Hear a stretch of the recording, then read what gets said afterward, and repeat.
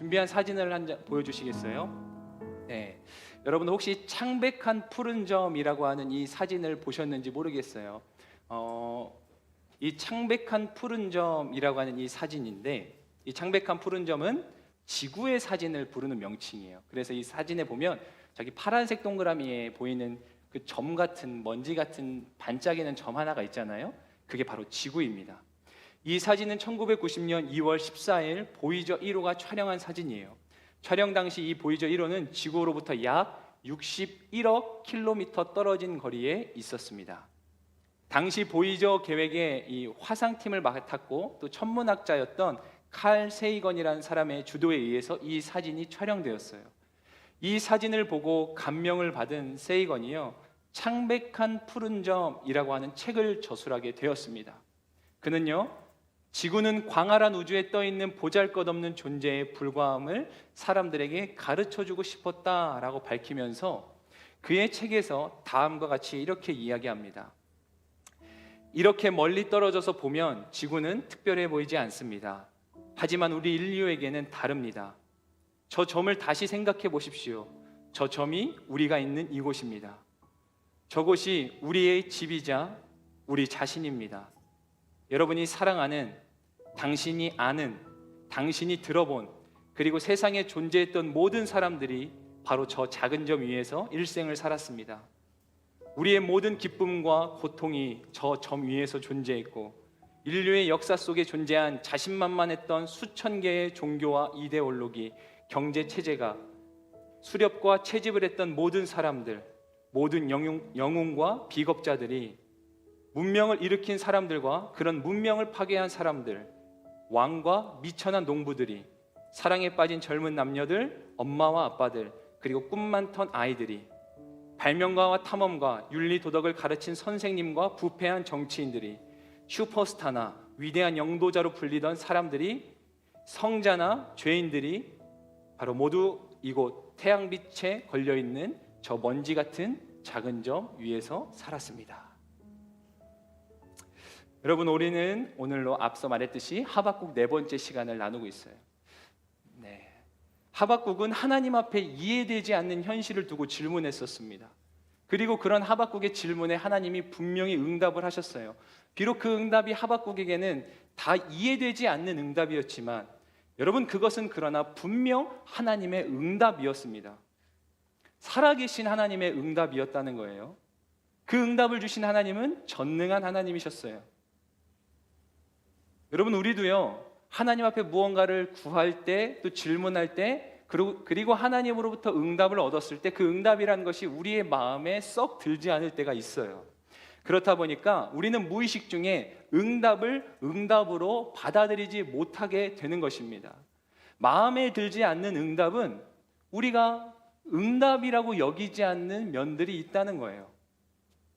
여러분, 어렸을 때 부모님께 반찬 투정한다고 많이 야단 맞아본 분들이 계실 거예요. 본인이 먹고 싶어하는 반찬만 좋아하는 거죠. 아무리 정성스럽게 차려진 밥상에 아무리 몸에 좋은 많은 반찬들이 있더라도 내 마음에 드는 것이 없으면 불평하는 거예요. 심지어 어느 때는요, 바로 조금 전까지 배고프다고 그렇게 떼를 쓰던 아이가 고소하고 맛있는 음식 냄새를 맡고서는 밥상으로 한 걸음에 달려가지만 막상 그 밥상에 놓여져 있는 반찬을 보고는 언제 그랬냐는 듯이 심통을 부릴 때가 있어요. 배고프다고 떼쓰던 아이가 눈앞에 있는 그 풍성한 밥상을 두고도 밥을 안 먹겠다고 떼를 쓰는 거예요. 그러면 부모님은 그런 아이를 보면서 이렇게들 얘기하시죠. 네가 아직 배가 덜 고프구나. 여러분, 하나님을 향한 우리의 태도도 마치 이와 같을 때가 있다는 거예요. 우리가 간구하고 찾던 것에 하나님이 분명히 응답을 하세요. 우리가 배고파할 때 어머니가, 할머니가 정성스러운 밥상을 차려주는 것처럼 우리가 간구하고 찾던 것에 대해서 하나님도 그렇게 응답하시고 반응하신다는 거예요. 그런데 정작 우리는 우리의 마음에 드는 응답이 아니라고 그 응답을 치부시 여기고 있지는 않냐라는 것이죠. 우리가 계속해서 내가 원하고 내 바램에만 초점을 둔 기도에만 몰두하고 있다면 우리는요, 하나님이 점점 더 야속하고 야박한 하나님으로밖에 느껴질 수가 없는 거예요. 느껴질 수밖에 없는 거예요. 그리고 우리의 현실은 점점 더 이해하기 힘든 미궁 속으로 빠져들어가는 것만 같을 거예요. 여러분, 왜 그렇습니까? 이것은 이미 정답을 두고 정해놓고 문제를 푸는 것과 같기 때문이라는 거죠. 이런 거예요. 자, 1 더하기 1이라고 하는 문제를 푸는데 내가 좋아하는 숫자는 3이에요. 1 더하기 1의 문제를 푸는데 3이라고 하는 정답을 설정을 딱 해놓고 문제를 풀어보세요. 아무리 그 문제를 이리 들여다보고 저리 들여다봐도 문제가 풀릴 리가 없어요. 오히려 그 문제를 풀면 풀려 할수록 더 짜증만 나기 시작하는 거예요. 이거 뭐 문제가 왜 이따위야? 왜 풀리지도 않는 문제를 내고 그래? 나중에는요, 그 문제를 낸 출제자를 원망하고 비난하는 상태가 될 수도 있는 거예요. 여러분, 문제의 정답은 응시자의 의도에 있는 게 아니라 출제자의 의도에 있다라고 하는 거죠. 응시자는 뭐예요? 그 출제자의 의도에 맞게 그 문제를 풀어갈 때 비로소 그 문제가 원하는 알맞은 정답에 이르게 된다라고 하는 거죠. 여러분, 하박국은 하나님의 응답을 듣고는 그 응답을 겸허하게 받아들입니다. 하박국은요, 하나님 앞에 자신의 뜻을 관철시키려고 하지 않았다는 거예요. 하나님의 섭리에 순응했어요. 비록 이해되지 않아요. 그리고 납득되지도 않습니다. 그 하나님의 응답이란 것을 내가 감당할 수 있을까 너무나 벅차게 보여요. 그런데 하박국은 그게 명백한 하나님의 뜻이었기에 거기에 순응했다라고 하는 거예요. 그리고 이게 그의 믿음이었어요. 여러분, 어떠세요? 삶에 많은 문제가 있죠. 여러분들 많은 어려움들이 있을 거예요. 사람 때문에 힘들고 내 주변 환경 때문에 힘이 들고 너무나 지쳐 계신 분들 분명히 계실 거예요. 막막한 현실도 두렵고 보장되지 않는 내 미래가 너무 불투명해서 힘들고 괴로운 분들이 계실 거예요. 지금 여러분들이 있는 그 자리가 내게 맞지 않는 옷 같아서 너무나 힘들고 괴로운 분들 계실 거예요. 도망치고 싶죠. 누가 와서 내게 와가지고 괜찮아 라고 한마디만 툭 내던져도 금세 눈물이 왈칵 쏟아질 것 같은 분들이 이 자리에 왜 없겠습니까? 잘해왔어. 힘들면 조금 쉬어도 돼. 그 한마디가 그렇게 간절한 분들도 있을 거예요. 오늘도 도망치고 싶지만 간신히 버티고 서 있는 분들 있을 거예요.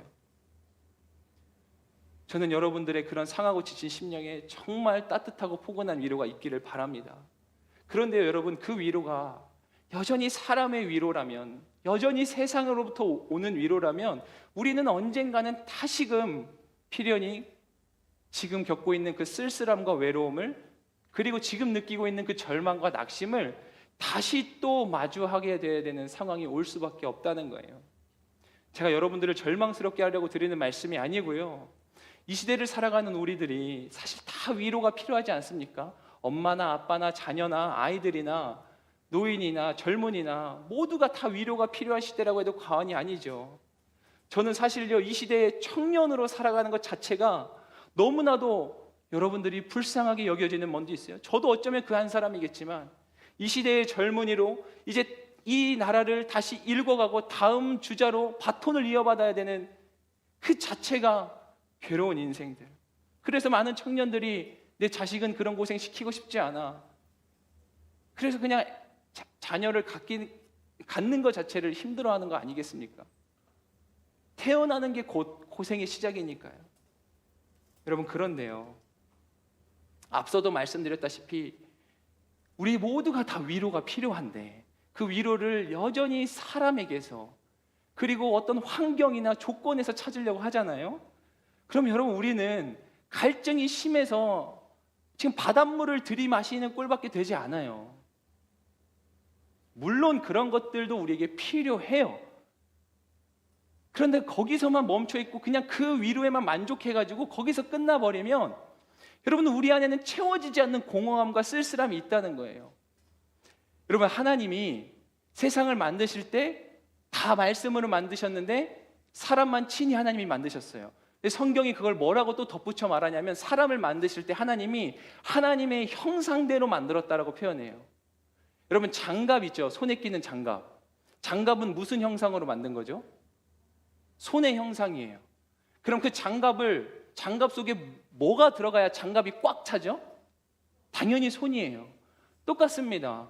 하나님의 형상대로 만들어진 우리이기 때문에 그런 우리 형상 안에, 하나님의 형상인 우리 안에 하나님이 아니라 다른 것들로 들어 채우려고 하면은 안 채워지는 부분이 있는 거예요. 여러분, 장갑 갖다가 아무리 뭐 들어간다고 팔꿈치를 껴보세요, 귀를 껴보세요, 뭐 머리에 써보세요. 어떻게든 기적처럼 들어갈지 몰라도 안 채워지는 영역이 있어요. 손의 형상을 따라 만들어진 장갑은 손이 끼워질 때 정확하게 빈틈없이 채워지는 거예요. 그게 하나님의 형상대로 지음받은 우리의 존재의 원리인 거예요. 여러분, 우리에겐 진짜 생수가 필요하죠. 생명수가 필요해요. 갈증이 심하다고 바닷물이 아무리 많아도 소용없어요. 진짜 생수 한 모금이 더 필요한 거예요. 그 생명수가 성경은 뭐라고 얘기해요? 예수 그리스도다. 그래서 우리에게는 오늘도 그 우리의 생수 대신 예수 그리스도 앞에 나아가는 일이 너무나도 중요하고, 그래서 여러분들 오늘 이 예배 자리에 너무나 잘 오신 거예요. 지금 이 시간에 오늘 날 너무 좋았잖아요. 밖에 나가서 근사한 곳에 가서 맛있는 음식 먹으면서 내가 좋아하는 사람들과 함께 수다 떨면서 그렇게 음식을 먹어도 우리 안에 힐링이란 것이 일어나는 것 같을 수 있어요. 제가 뭐 그런 걸 절대 하지 말라는 건 아니지만, 그런 모든 선택지가 여전히 많이 있음에도 불구하고 오늘 이 예배 자리로 나온 여러분들이 진짜 그 형상의 모든 걸 꽉 채워넣기 위해서 나온 분들이라는 것입니다. 여러분, 우리가 오늘도 그리스도 앞에 서는 일이 너무나 절실해요. 여러분, 힘들고 위로가 필요하니까 우리는 더 주님 앞에 서야 되는 거예요. 힘드니까 더 기도하셔야 되는 거죠. 물론 여러분들 가운데 많은 분들이 간절히 기도하고 계신 줄로 알아요. 그런데 혹시라도 지금 내 삶이 너무 힘든데 누굴 만나면 나 힘들다는 이야기 지금 당장 한 보따리 쏟아낼 수 있을 것 같은데, 그런데도요 여전히 기도의 자리에 서지 못하는 분들 혹시 없으세요? 혹시 우리들 가운데는 여전히 세상에서 유명한 강사의 강의나 유행가 노랫말 속에서 나오는 그 가사 몇 마디로 위로를 얻으려는 분들 계시진 않나요? 힘들다고 그렇게 습관처럼 늘 말하지만, 아니 그거 진짜 맞는 말이지만 정작 바쁘다는 이유로, 힘들다는 이유로, 어렵다는 이유로 아직도 그 기도를 내일의 숙제처럼 미뤄두고 계신 분 있으세요? 여러분, 이 기도는요 우리에게 매일의 호흡이고 양식이에요. 여러분, 호흡을 잠깐은 멈출 수 있을지 몰라요. 폐활량이 좋은 분들은 더 오래도록 또 멈출 수 있겠죠. 그런데요, 그 누구도 하루 동안 24시간 호흡을 참아낼 수 있는 사람은 아무도 없어요. 그러면 죽어요. 여러분, 우리는 다이어트를 하기 위해서라도 음식을 절제해요. 한 끼 두 끼는 걸을 수 있어요. 아니 심지어 며칠을 물 한 모금 마시지 않고도 살 수도 있을 거예요.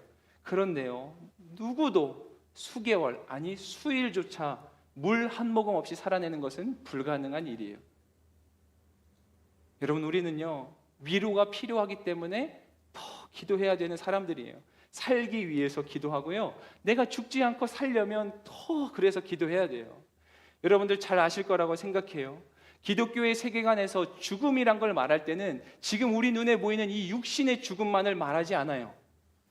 우리가 육신은 살아있는 모양일 수 있어도 이렇게 생명력을 가지고 살아가는 것 같을지 몰라도 그 내면의 영혼이 사망에 매여 있는 사람들이 있어요. 그게 우리 기독교가 갖고 있는 세계관이에요. 단지 육신에 보이는 이 몸이, 육체가 죽는 건 죽음만을 말하지 않아요.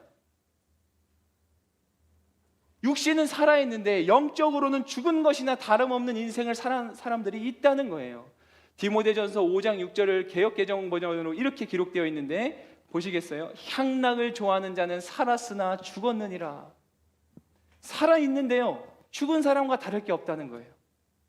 저는 오늘 이 시간 간절한 마음으로 여러분들을 축복하고 싶어요. 여러분들 모두가 살아있으나 죽은 자가 아니라, 비록 현실은 고통의 한복판에 있을지라도 그 고통 속에서도 진짜 살아있는 자, 생명을 소유한 자이기를 주님의 이름으로 축복합니다. 아멘. 여러분, 로마서 8장 10절 말씀에 보니까요, 그러나 그리스도가 여러분 안에 계시다면 몸은 죄로 인해 죽으나 영은 의로 인해 살아 있습니다. 크게 아멘 할까요? 아멘. 여러분, 진짜 생명을 소유한 여러분, 남들이 볼 때 보잘것없고 내 스스로가 봐도 내 행색이 볼품없어 보일지 몰라도 내 상황과 이 환경과 모든 조건들이 썩 마음에 들지 않아 보이고 별로 보잘것없어 보여도 여러분 안에 진짜 그 그리스도의 생명이 있다면 여러분들은 진짜 살아있는 자예요. 근데 아무리 삐까번쩍하고 화려한 것들로 내 몸을 치장해도 내가 마음만 먹으면 언제든지 내가 원하는 것들을 손에 얻고 기쁨을 얻을 수 있어도 오늘도 그렇게 나는 향락을 누릴 수 있어도 그러나 그 내면이 죽은 자일 수 있다. 의인은 믿음으로 말미암아 살리라 그렇게 말씀하는 하나님 앞에 하박국은 이제 그런 하나님의 응답을 받고는 기도의 고백을 드리는 거예요. 이제 두 번의 질문과 하나님의 응답이 끝이 났고 오늘 3장부터는 하박국의 기도의 고백이에요.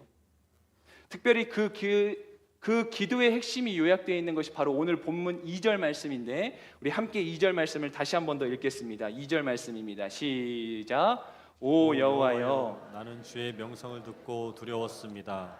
오 여호와여, 주께서 하신 일이 이 시대에 다시 새롭게 하셔서 이 시대에 알려지게 하소서. 진노 가운데서도 자비를 기억하소서. 아멘. 여러분 하박국 선지자는 이 본문에서 통해 볼 때 크게 세 가지를 하나님 앞에 기도하고 있는 거예요. 그 첫 번째가 뭐냐면 생명을 위해서 기도했고, 두 번째가 이해를 위해서 기도했고, 세 번째가 자비를 위해서 기도했다는 거예요. 하나님 다시 새롭게 하셔서, 이게 이전 성경 개역개정에는 부흥이라고 말하는데 부흥은 생명을 누리는 걸 말하거든요. 제가 앞서 말했던 부흥은 겉모양이 화려해지는 게 아니에요. 사람이 많아지고 뭔가 우리의 삶이 뭔가 질적 양적으로 향상되고 우리의 내면에 진짜 다시 생명을 얻는 거예요. 이 성경이 말하는 생명. 그래서 그 생명을 위해서 기도해요. 두 번째는 이해, 뭐냐면 하나님의 뜻이 이 시대에 알려지게 해달라고. 지난주에 우리 나눴던 말씀 기억해요? 우리가 기도할 무엇보다 중요한 기도는 내가 하나님 알기 원한다고. 내가 아는 만큼 믿을 수 있다면 나 하나님 더 알고 싶다고. 그래서 그 이해를 위해서 기도하고, 마지막 세 번째는 하나님 자비를 기억하소서. 하나님은 놀라운 은혜와 자비의 하나님이시잖아요. 그래서 하박국이 하나님의 뜻이 너무나 무섭고 또 그 하나님의 진노가 너무나 두려우니까 하나님은 그 은혜와 자비의 하나님 아닙니까 하면서 하박국이 세 번째로 이 자비를 구하는 거예요. 여러분, 우리는 지난 몇 주간 하박국의 모습을 살펴봤어요. 처음에는 그가 낙심 속에서 하나님 앞에 나아갔던 모습을 우리는 기억하죠. 왜 하나님은 유다의 죄악을 그냥 두고 보고 계십니까? 그가 낙심해 있었어요. 그런데 하나님이 응답하십니다. 결코 그렇지 않다. 내가 일하고 있고 또 반드시 일할 것이다. 그 끝이 있다. 그리고 나니까요, 하박국이 또 한 번 하나님의 그런 방법에 대해서 의문을 갖는 거예요. 하나님, 아니 어떻게 저 악한 바벨론을 통해서 하나님이 일하신다는 거예요? 이거는 말이 되지 않잖아요. 하박국이 이해되지 않는다고 성토하는 거예요. 그때 하나님이 응답하세요. 나는 모든 걸 알고 있고 불꽃 같은 눈동자로 지켜보고 있다. 바벨론 그들의 죄악을 나는 반드시 심판할 거다. 여러분, 이건 명백한 하나님의 섭리였어요. 한번 따라해 보실래요? 섭리. 여러분, 섭리라는 말이 무엇이냐면 이게 기독교적 용어일 수 있는데 하나님의 목적을 이루기 위한 그분의 계획과 인도하심을 말해요. 한번 따라해 보실래요? 하나님의 목적을 이루기 위한 그분의 계획과 인도하심. 그러니까 하나님의 목적을 이루기 위한 하나님의 뜻, 이게 하나님의 섭리라고 말하는 거예요. 여러분, 하박국 자신은 이해가 안 될지라도 하박국은 이 하나님의 섭리를 끌어안았어요. 여러분, 이해되지 않지만 그럼에도 하나님의 섭리이니까, 하나님의 섭리이기 때문에 끌어안는 것, 이걸 다른 단어로 표현하면 직면이라고도 말할 수 있고 용기라고도 말할 수 있을 거예요.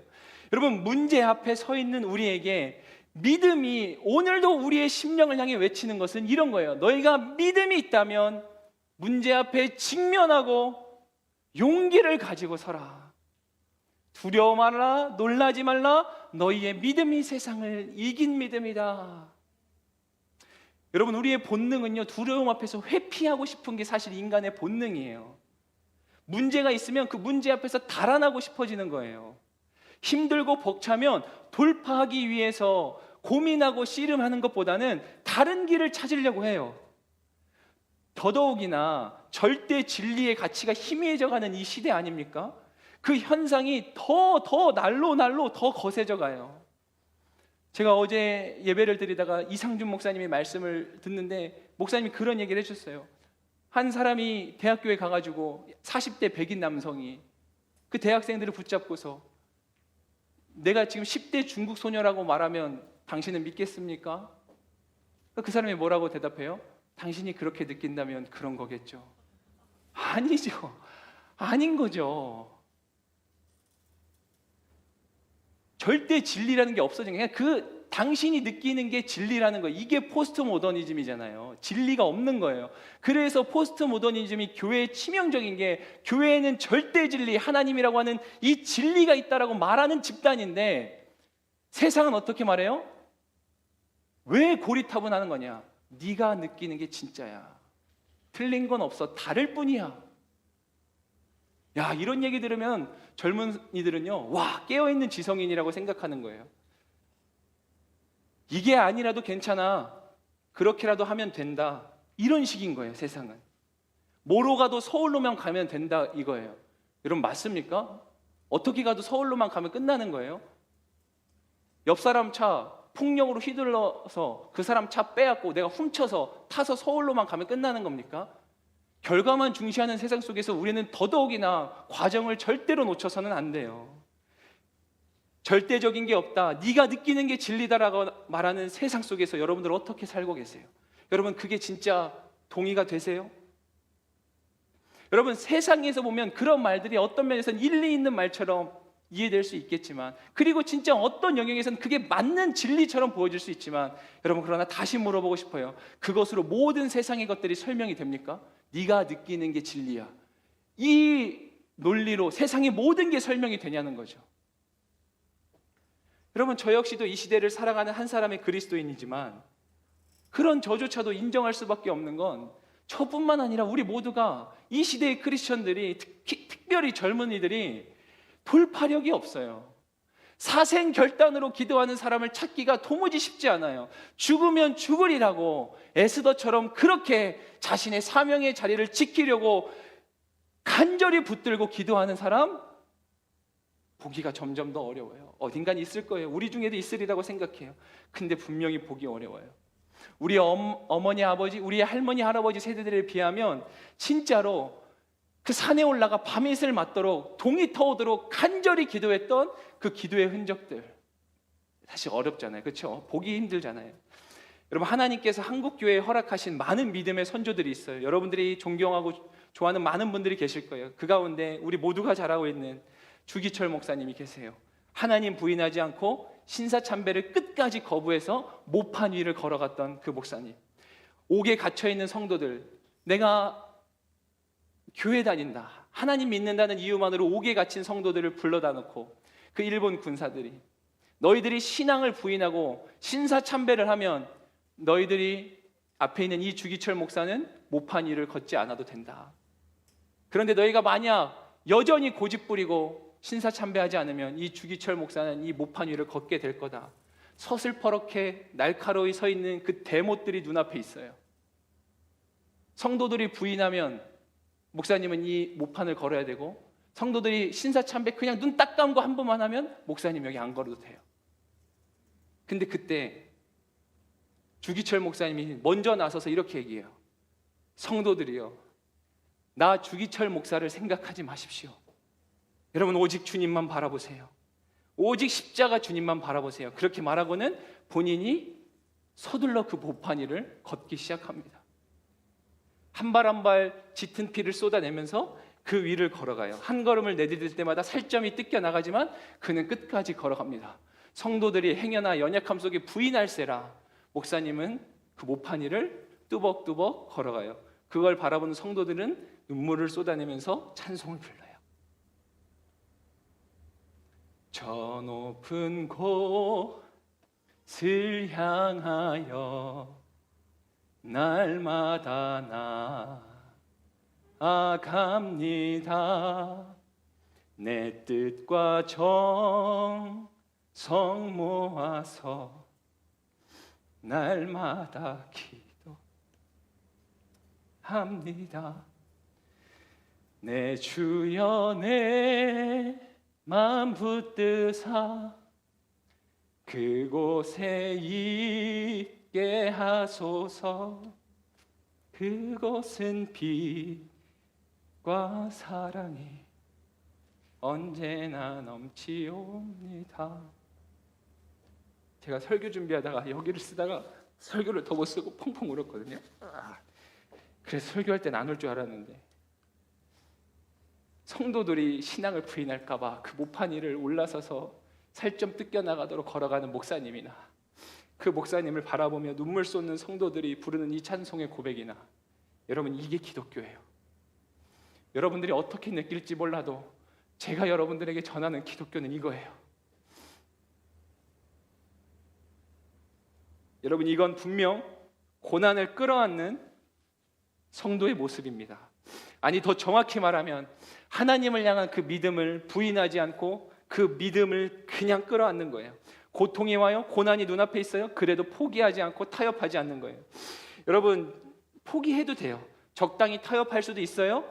적어도 그 순간만큼만 눈 한번 질끈 감고 내 뜻대로 하면 모든 게 다 형통해질 것처럼 느껴질 수 있어요. 그런데 많은 신앙의 선조들과 하나님의 사람들은 그 믿음 때문에, 그 믿음이란 것 때문에 현실의 고난을 기꺼이 끌어안았어요. 그 아픔을, 여러분, 상상이나 되나요? 모판 위를 걷는 게 상상되세요? 그 아픔을 끌어안았어요. 왜요? 그게 하나님 뜻이니까, 그게 하나님의 섭리니까.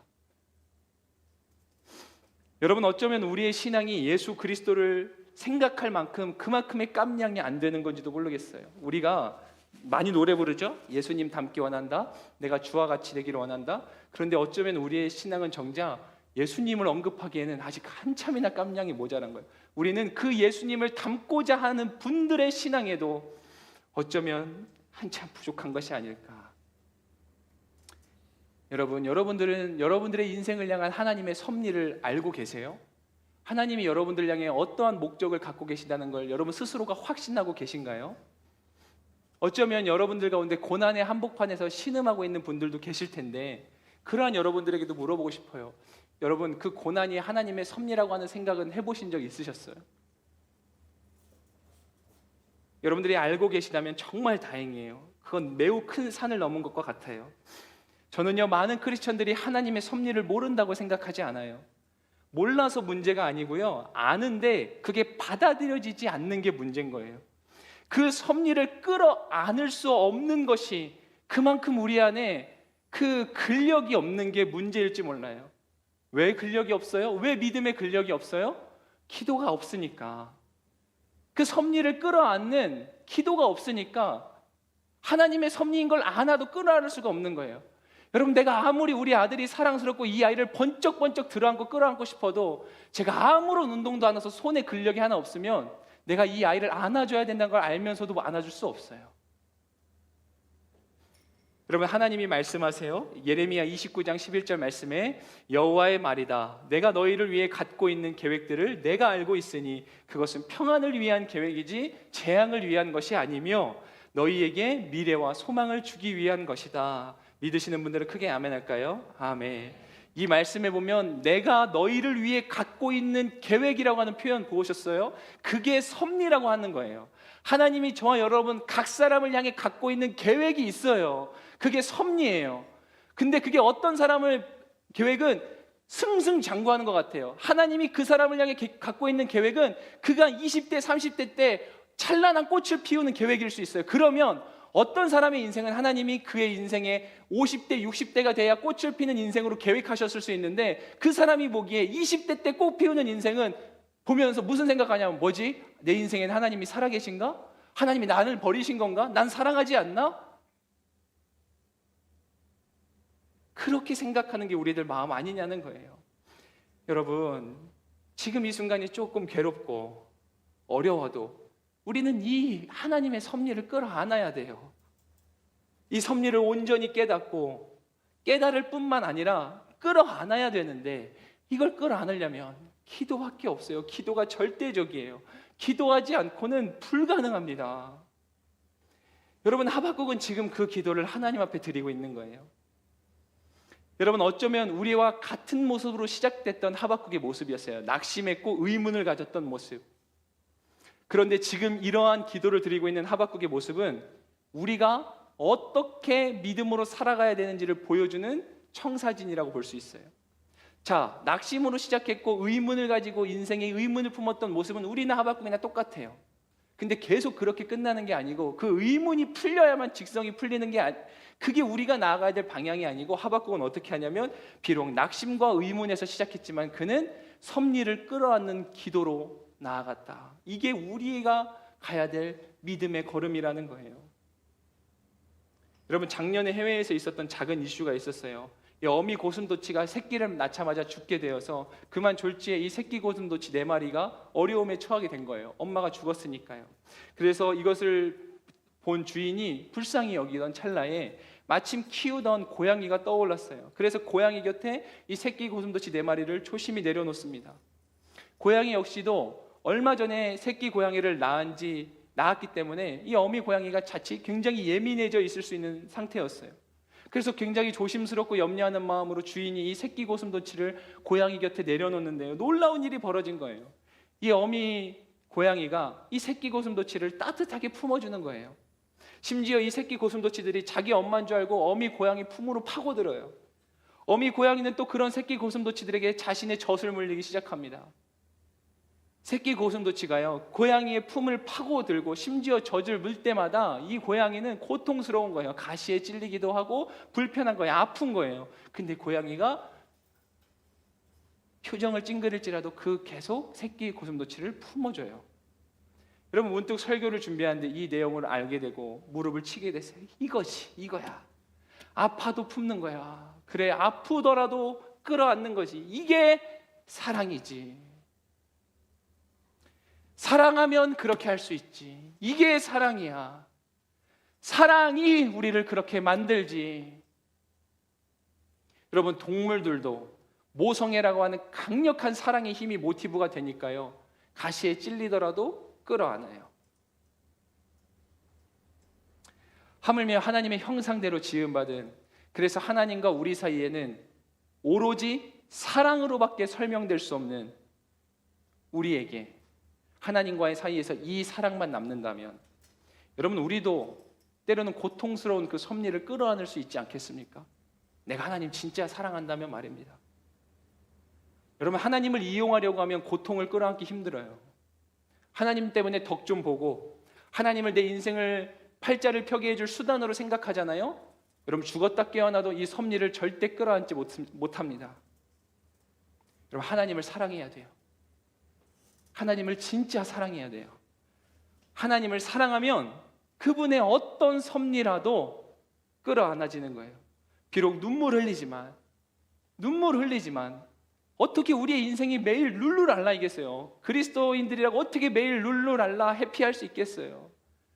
때로는 하나님의 섭리의 길을 걷는 그 길이 눈물로 얼룩져 있을 수도 있어요. 주기철 목사님과 성도님들이 그 눈물을 펑펑 쏟으며 불렀던 찬송의 고백과 같을 수 있다는 거예요. 그런데 하나님을 진짜 사랑하잖아요? 그러면 그 섭리도 끌어안아요. 그게 사랑하는 대상에 대한 신뢰이고 믿음이라는 거죠. 여러분, 사랑 안에는 절대적인 신뢰가 생겨납니다. 사랑 안에서 흔들리지 않는 믿음이 세워지는 거예요. 제가 앞서서 여러분들에게 제가 언젠가부터 사랑한다는 말 정말 조심해야겠다라고 하는 게 이런 거예요. 사랑하면 끌어안을 수 있는 거예요. 내가 질문해요. 나는 지금 저 청년을, 저 영혼을 끌어안고 있는가? 어느 때는 진짜 끌어안아요. 너무 아픈데 끌어안습니다. 근데 그 사람이 계속 벗어나려고 할 때가 있어요. 내가 끌어안으려고 하는 근력보다 그 사람이 벗어나려고 하는 힘이 세면은 나는 어떤 수를 써도 붙잡을 수가 없어요. 그러면 내 자신에 대한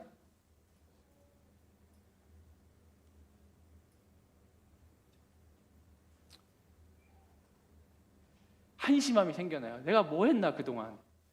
저것을 더 끌어안을 수 있는 근력을 내가 기르지 못하고 뭐 했나. 여러분, 하나님을 더욱 사랑하셨으면 좋겠습니다. 사랑하세요. 어제보다 오늘 더, 오늘보다 내일 더 하나님을 사랑하고 또 사랑하는 거예요. 더 사랑하는 거예요. 마치 아무리 채워도 채울 수 없는 거대한 그릇에 물을 채우는 심정으로 날마다 하나님 앞에 사랑을 드리고 또 드리세요. 그런가 하면 끝으로 하박국이 이러한 기도를 드릴 수 있었던 게 오늘 본문 2절 그 앞서서 이렇게 고백하고 있는데, 하박국이 말하는 거예요. 주의 명성을 듣고 두려웠기 때문이다. 두려웠다는 거예요. 공포를 느꼈다는 거예요. 이게 하나님 앞에 하박국이 가졌던 심정이었어요. 두려웠다. 근데 여러분, 이거는 공포라고 하는 감정이라기보다 경외감이에요. 이거는 분명 단순한 공포와 달라요. 이 경외감이라고 하는 심정에는 존경심이 있고 공경심이 있는 거예요. 여러분, 공포는 모르기 때문에 무서운 거예요. 그게 공포예요. 어디서 튀어나올지 몰라요. 앞으로 어떤 일이 벌어질지 몰라요. 그래서 두려운 게 공포라면 경외는 달라요. 너무나 잘 알아서 갖는 감정이에요. 하나님이 어떤 분인지 너무나 잘 알기 때문에 내가 감히 다다를 수 없는 높고 존귀롭고 영화로운 그분이 하나님이시기 때문에 그래서 두려운 거예요. 하나님 앞에 나의 인생이 아까 보신 사진처럼 얼마나 한낱 티끌과 같을 뿐인지 알겠기 때문에 그 크고 위대한 하나님이 두려워지는 거예요. 그게 경외감이에요. 하나님 그분이 얼마나 위대한 분인지 경외감이 생기는 거예요. How great is our God. 그분이 얼마나 위대한가. 그래서요, 이 위대한 하나님을 경험한 인생은 결국 위대한 기도를 할 수 있게 돼요. 하박국이 그랬고 오늘 저와 여러분들도 당연히 이 기도를 할 수 있는 사람들이에요. 하박국이 도무지 이해되지 않지만 그럼에도 하나님의 섭리를 담대하게 끌어안고 기도할 수 있었던 건 그가 하나님을 너무나 잘 알았기 때문이다. 이전에 하나님께서 이스라엘 백성들에게 베푸시고 행하셨던 그 놀라운 일들을 하박국도 알았다는 거예요. 이스라엘 백성들에게 어떠한 은혜를 베풀었는지 하박국은 알았다. 그 내용이 오늘 본문 3절부터 15절까지 계속 써져 있는 거예요. 그 안에서 너무 세세하게 명확하게 그 지난날의 하나님의 은혜들을 기억하면서 고백하고 있는 거예요. 3절부터 7절은 과거에 하나님이 행하셨던 일들을 기록하는가 하면, 특히 그가 이제 출애굽과 관련된 하나님의 사건들을 기록한다고 한다면 8절부터 15절은 그 하나님이 장차 베풀어 주실 그 강하고 전능한 하나님이시다라는 걸 묘사하고 있는 거예요. 여러분들에게 친절하게 제가 이걸 이렇게 요약해 왔습니다. 그 내용들을 이렇게 볼 수 있어요. 이걸 보고 우리 같이 기도합시다. 하나님은 자신의 불쌍한 백성들을 위해 친히 오는 분이다. 온 우주에 찬송이 가득하게 하는 영광스러운 분이다. 떠오르는 태양처럼 빛나는 광채를 발하는 분이다. 그분은 권능이 넘치며 강력한 분이다. 그분은 모든 질병을 다스리는 분이다. 모든 나라와 역사를 다스리고 주관하는 분이다. 죄에 대하여 진노하시며 심판하시고 혼돈을 다스리는 분이다. 해와 달, 자연 만물을 다스리는 분이다. 우리의 대적으로부터 우리를 지켜주시고 구해주시고 기름 부음 받은 자를 지키시는 분이시다. 우리 크게 아멘 할까요? 아멘. 여러분, 이제 말씀을 정리합니다. 여러분, 말씀 시작하면서 처음에 보셨던 창백한 푸른 점 사진 다시 한번 머릿속에 떠올려 보실래요? 우리는 오늘도 그 티끌 같은 세상 안에서 아등바등 살아가고 있어요. 우리가 오늘도 그토록 씨름하고 있는 그 문제는 실상 영원한 하나님 나라의 관점으로 보면 너무 작고 작아서 보이지도 않는 것일지 몰라요. 우리가 영원을 살기 위해서 도무지 아무런 문제가 되지 않는 그것을 가지고 우리는 오늘도 꾸역꾸역 씨름하고 있는지도 몰라요. 여러분, 바울을 비롯해서 위대한 믿음의 선주들이 그 영원을 꿈꾸며 그 영원한 하나님 나라를 꿈꾸고 바라보면서 그들은 심지어 뭐라고 고백하냐면 내 생명조차도 귀한 것으로 여기지 않다. 이 문제를 문제로 여기는 것 정도가 문제도 아니지, 이 정도 차원이 아니라 내가 갖고 있는 생명도 귀한 것으로 여기지 않는다. 얼마나 많은 사람들이, 얼마나 많은 순교자들이 기독교 역사 수천 년 이래로 그렇게 살아왔습니까? 여러분, 이게 단순한 종교가 갖고 있는 겁니까? 아니, 어떤 것에 홀리고 미쳐 있으면 수천 명, 수만 명의 사람들이 그렇게 살 수 있냐는 거예요. 여러분, 하나님 진짜 살아계세요. 하나님 진짜 살아계십니다. 아직 마음에 진짜 믿음이 없는 분들, 아니 믿음은 있으나 너무나 연약해서 자주 넘어지는 분들, 여러분 다시 한번 말씀드려요. 하나님 진짜 살아계십니다. 수많은 사람들이 내 생명조차 귀한 게 여기지 않습니다라고 말할 만큼 하나님 진짜 살아계신 분이에요. 여러분, 근데 안심하세요. 하나님이 지금 우리에게 너 당장 목숨 바쳐라 그렇게 하지 않아요. 그런데 하나님이요, 지금 그 문제 안에 여전히 갇혀있는 우리를 보면서 하나님 안타까워한다니까요. 여러분, 우리의 감각과 관점을 끌어안지 말고 세상과 현실을 끌어안지 말고 하나님의 섭리를 끌어안기를 주님의 이름으로 축복합니다. 그때 우리도 하박국 선지자처럼 이렇게 기도할 수 있을 거예요. 마지막 16절 말씀 같이 크게 읽고 찬양하겠습니다. 시작. 그 소리를 듣고 내 뱃속이 뒤틀립니다. 그 소리에 내 입술이 떨립니다. 내 뼈가 썩어 들어가고 내 다리가 후들거립니다. 그러나 나는 우리를 침략하려고 오는 백성들에게 닥칠 재앙의 날을 조용히 기다릴 것입니다. 크게 아멘 하겠습니다. 아멘. 여러분, 이게 하나님의 섭리를 끌어안는 위대한 믿음의 기도이다. 우리 이 시간에 함께 찬양할 때 마음에 감동이 있는 분들은 자리에서 일어나서 그 위대한 하나님을 우리 함께 찬양하며 나아가면 좋겠습니다. 함께 찬양합시다. 빛나는 왕의 왕, 영광의 주님, 영광의 주님, 온 땅 기뻐하라, 온 땅 기뻐하라. 광채에 옷 입고 어두운 물리쳐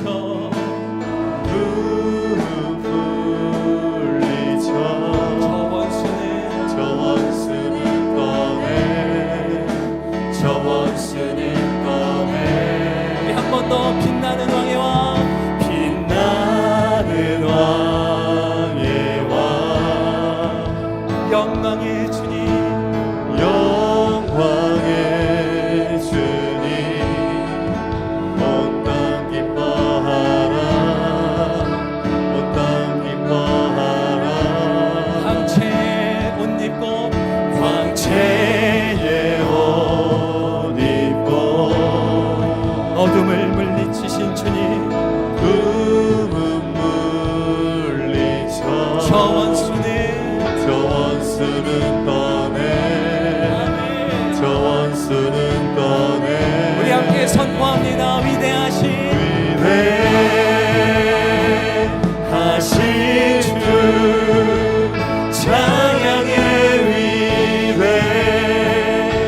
위대하신 주 모두 알게 되리라.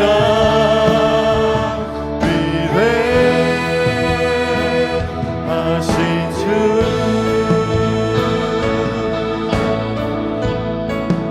빛나는 왕의 왕, 빛나는 왕의 왕,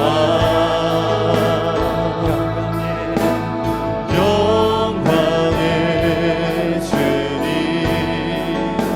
온 땅 기뻐하라, 온 땅 기뻐하라.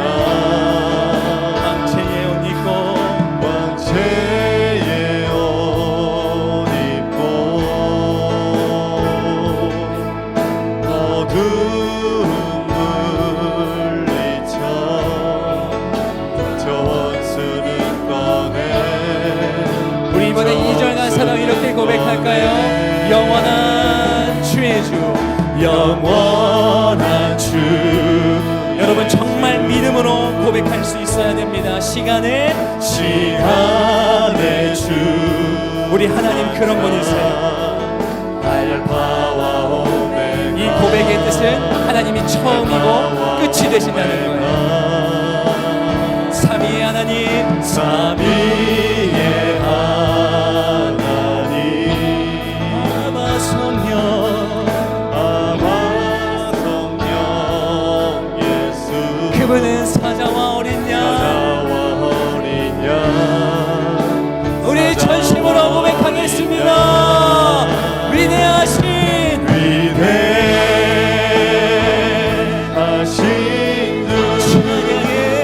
찬양의 위대